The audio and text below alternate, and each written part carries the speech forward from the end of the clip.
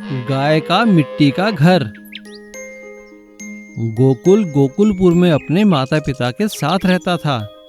उसके पिता ग्वाले थे। वो रोज गायों से दूध निकालकर शहर में जाकर बेचा करते थे। उनकी गायों के दूध की सभी तारीफ किया करते थे। गोकुल भी अपने माता पिता के साथ काम में हाथ बटाया करता था। सब कुछ ठीक चल रहा था। पूरा परिवार खुशहाली से रह रहा था। लेकिन एक से आते हुए गोकुल के पिता का एक्सीडेंट हो जाता है और उस एक्सीडेंट में वो मारे जाते हैं। गोकुल और उसकी माँ का रो रो कर बहुत बुरा हाल था। अपनी माँ को रोता देखकर गोकुल कहता है, माँ माँ, तुम ऐसे क्यों रो रही हो? क्या करूं बेटा, अब हमारा क्या होगा? तेरे पिताजी चले गए, अब हमें कौन संभालेगा बेटा? माँ तुम रोना बंद करो, सब ठीक हो जाएगा। मैं संभालूंगा। मैं शहर जाकर दूध बेचूंगा। अगले दिन जैसे ही गोकुल और उसकी माँ गायों से दूध दूहने लगते हैं, तभी गांव का जमींदार वहां आता है। गोकुल की माँ जमींदार से पूछती है, नमस्ते सेठ जी, कहिए कैसे आना हुआ? कमला, तुम्हारे पति ने मुझसे कर्जा लिया था, अब वो तो नहीं रहा, तो कर्ज वसूलने के लिए मैंने तुम्हारी सारी जमीन जायदाद और गायों पर कब्जा कर लिया है। अब तुम लोग यहाँ नहीं रह सकते। मैं इन्हें बेचकर अपना कर्ज पूरा करूँगा। नहीं नहीं सेठ जी, ये आप क्या कह रहे हैं? हम कहाँ जाएंगे? इतना कर्जा नहीं नहीं, ये नहीं हो सकता सेठ जी। दोनों माँ बेटा बहुत हाथ जोड़ते हैं, लेकिन जमींदार नहीं सुनता। वो उनकी गायों और जमीन जायदाद पर कब्जा कर लेता है और उन्हें वहां से निकाल देता है। दोनों माँ बेटा एक छोटी सी झोपड़ी में रहने लगते हैं और आसपास के गांवों में मेहनत मजदूरी करने लगते हैं।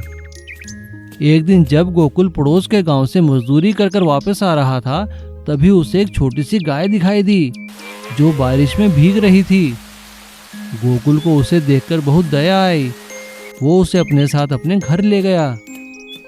गोकुल गाय के लिए एक छोटा सा मिट्टी का घर बना देता है। कई दिन लगातार बारिश होती रहती है, लेकिन गोकुल गाय की सेवा करता है और उसे मिट्टी के घर में रखकर बारिश से बचाता है।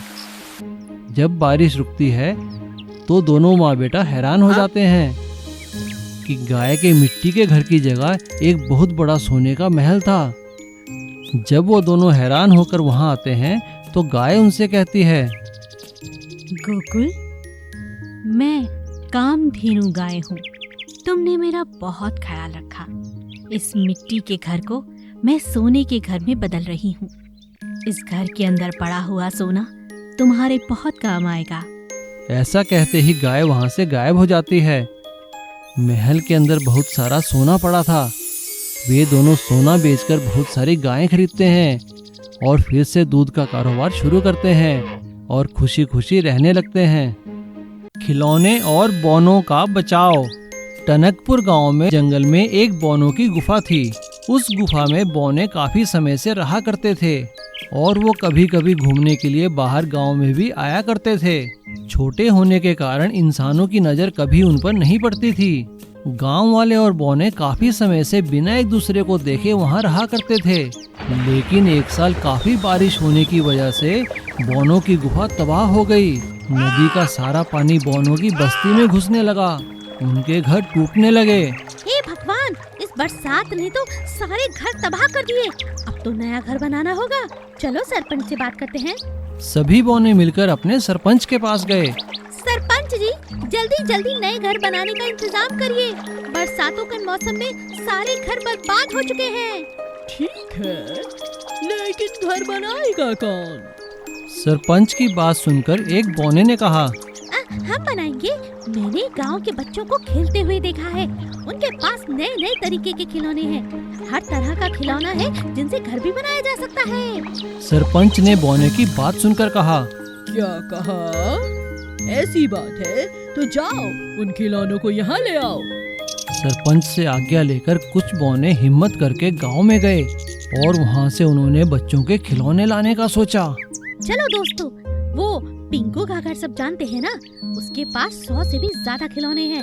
कुछ खिलौने जो हमारी जरूरत के हैं, आज रात हम गायब कर देंगे। वे सभी रात को चोरी छिपे पिंकू के घर गए। बोनो ने पिंकू के खिलौनों में से अपने काम के खिलौने उठाए और उन्हें लेकर आ गए। अरे वाह, चलो घर बनाते हैं। बोनो का सरपंच भी खिलौनों को देखकर बहुत हैरान हुआ। अरे वाह, ये तो वाकई में इंसान की बनाई हुई नायाब चीज है। लेकिन सुबह उठने पर जब पिंकू ने देखा कि उसके खिलौने गायब हैं, तो वो दुखी हो गया। पापा पापा, मैंने आंगन में अपने खिलौने रखे थे, सारे खिलौने गायब हैं। बेटा क्यों परेशान हो रहे हो? अपने बच्चे को रोता देख पिंकू की माँ ने उसे एक उपाय बताया। एक उपाय लगाती हूँ, आज रात अगर चोर आया तो जरूर उसका पता चल जाएगा। तू ऐसा कर, अपने पुराने खिलौने पर मेरी नील पॉलिश की शीशी लगा दे। सारे रास्ते वो गिरता जाएगा और हम उसे पकड़ लेंगे। हाँ, ये ठीक रहेगा माँ। पिंकू ने वैसा ही किया। रात होते ही बौने फिर से खिलौने उठाने आए। बौने पिंकू के कुछ खिलौने उठाकर अपने साथ ले गए, लेकिन सारे रास्ते में नेल पॉलिश गिरती गई और नेल पॉलिश के निशान का पीछा करते करते पिंकू बोनो के देश तक आ पहुंचा। पिंकू को देखकर बौने हैरान हो गए। बोनो ने पिंकू को अपनी सारी समस्या बताई।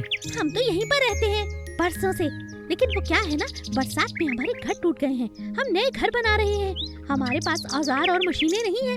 तुम्हारे खिलौने देखकर लगा कि हम जल्दी बना पाएंगे। अच्छा, तो ये बात है, क्या तुम मेरे खिलौने जल्दी ही वापस कर दोगे? बिल्कुल, घर बनने ही वाले हैं। हम 2-3 दिन में तुम्हारे सारे खिलौने वापस कर देंगे दोस्त। वादा करो। वादा। और पिंकू के खिलौनों की सहायता से जल्द ही बोनो ने अपने सारे घर बना लिए। बोनो ने पिंकू का शुक्रिया किया और खिलौने चोरी करने के लिए उससे माफी मांगी। शुक्रिया दोस्त, तुमने हमारी मदद की। हमारे घर तैयार हैं, लेकिन वो चोरी के लिए हमें माफ करना। Long bridge. धर्मपुर गांव में नदी पर एक छोटा सा लकड़ी का पुल था, जिसे पार करके यात्री इधर से उधर आया जाया करते थे। वहां के लोगों का शहर जाने का वही एकमात्र साधन था।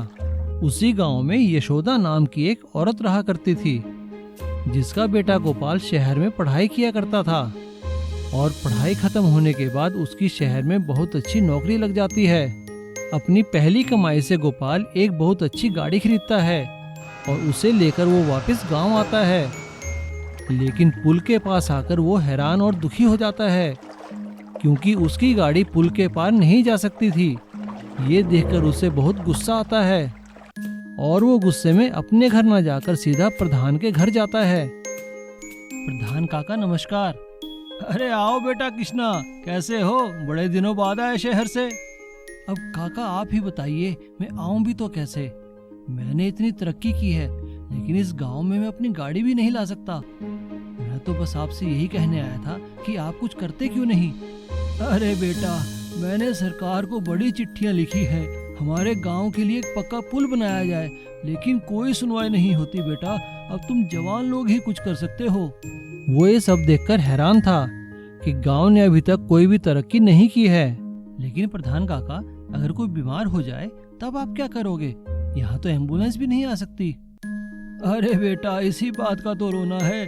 कई लोगों ने तो रास्ते में ही जान दे दी है, वो भी इस पुल की वजह से।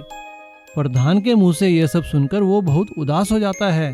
तभी वहाँ एक औरत रोती हुई आती है। हाय राम, हाय, मेरे बेटे को सांप ने काट लिया। कोई बचाओ, कोई इसे अस्पताल ले जाओ। अरे कोई हमारी मदद करो। उस औरत के साथ साथ गोपाल की माँ यशोदा भी वहाँ आती है। वो गोपाल को देखकर हैरान हो जाती है। अरे बेटा, तू कब आया और घर क्यों नहीं आया? यहाँ क्या कर रहा है? देख, ये बेचारी कैसे बिलख रही है। जानता है, इसके बच्चे को सांप ने काट लिया। अब इसे कैसे अस्पताल पहुँचाए, कुछ समझ नहीं आता। गोपाल ये सब देखकर हक्का बक्का रह जाता है। तभी अचानक वो बच्चे को गोद में उठाकर भागने लगता है और एक लड़के को अपना फोन देकर उसका वीडियो बनाने को कहता है। वो बच्चे को गोदी में लिए भागता है और भागते भागते पुल पार करता है और उसे अपनी गाड़ी में बैठाकर अस्पताल ले जाता है। धीरे धीरे उसका ये वीडियो वायरल हो जाता है और उसका वीडियो वायरल होते होते मंत्रियों और सरकार के बड़े बड़े अधिकारियों के पास भी पहुंच जाता है। लोग उनसे सवाल करने लगते हैं। सरकार में बैठे मंत्री शर्मिंदगी से बचने के लिए उस पुल के निर्माण का तुरंत आदेश देते हैं और इससे संबंधित एक चिट्ठी प्रधान के पास पहुंचती है। पुल के निर्माण कार्य का आदेश प्राप्त करके प्रधान बहुत खुश होता है। प्रधान चिट्ठी लेकर भागा भागा अस्पताल आता है और गोपाल से कहता है, कृष्णा बेटा, एक खुशी की खबर है। कहिए प्रधान जी, क्या बात है? बेटा, तुम्हारा वीडियो वायरल हो चुका है और सरकार ने तुम्हारे वीडियो को देखकर हमारे गांव में पक्का पुल बनाने का आदेश दे दिया है। बेटा, तुम्हारी जीत हुई। सरपंच काका, ये मेरी नहीं, ये पूरे गांव वालों की जीत है। गांव में पुल बनने का कार्य देखकर सभी गांव वाले राहत की सांस लेते हैं।